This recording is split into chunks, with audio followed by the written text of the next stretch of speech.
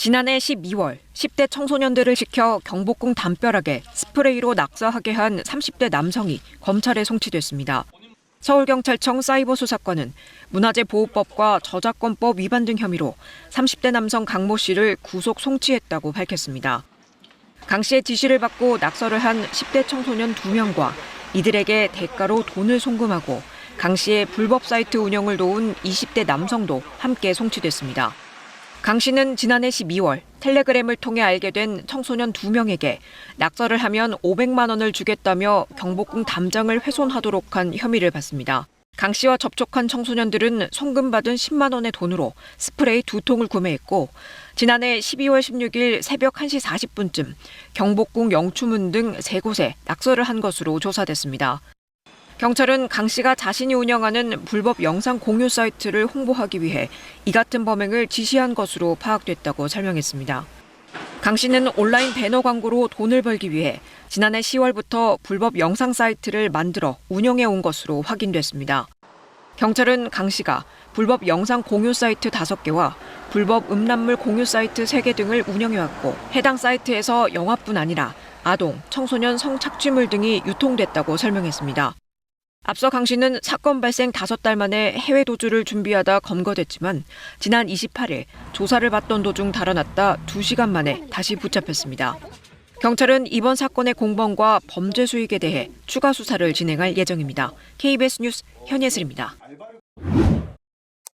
골목을 빠르게 뛰어가는 남성. 경찰 2명이 급히 뒤쫓아갑니다.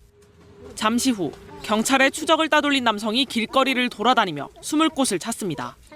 10대 청소년에게 경복궁 담벼락 낙서를 사주한 혐의로 최근 구속된 30대 강모 씨입니다. 강 씨는 오늘 낮 1시 50분쯤 경찰 조사를 받던 중 달아났습니다. 남성은 담배를 피우게 해달라며 경찰을 방심하게 만들고는 울타리를 뛰어넘어 그대로 도주했습니다. 경찰 청사에서 그것도 경찰 바로 앞에서 범인이 도주하는 황당한 일이 벌어진 겁니다. 강 씨가 수갑을 차지 않고 있어 도주는 더 쉬웠습니다. 수사관 2명이 감시하고 있었지만 소용이 없었습니다.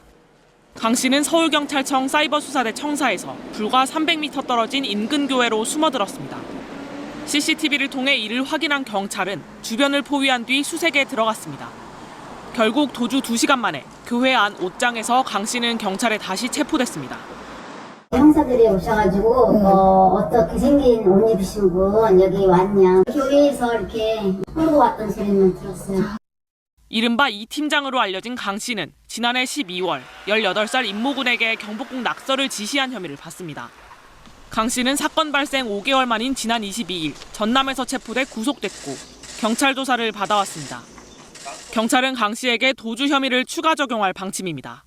KBS 뉴스 최혜림입니다. 마스크를 쓴 채 법정으로 들어서는 30대 남성. 지난해 12월 경복궁 담벼락 낙서 사건의 배후로 지목된 강모 씨입니다. 담벼락 복구 작업하는 거 보고 무슨 생각하셨어요? 본인 말고 다른 공범 있어요?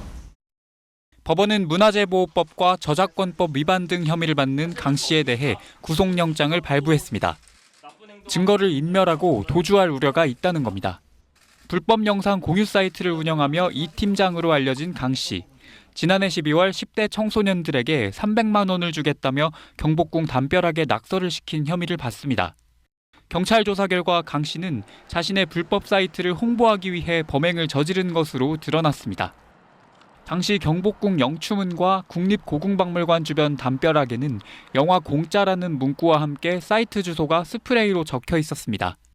강 씨의 사이트에서는 음란물과 함께 아동 청소년 성착취물까지 공유되고 있던 것으로 알려졌습니다.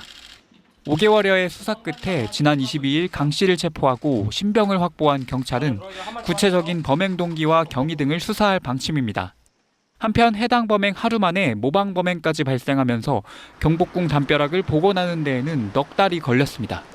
잠정 추산된 복원 비용은 모두 1억 5천만 원. 국가유산청은 낙서 범행과 관련된 4명 모두에게 복구 비용을 손해배상 청구할 계획입니다.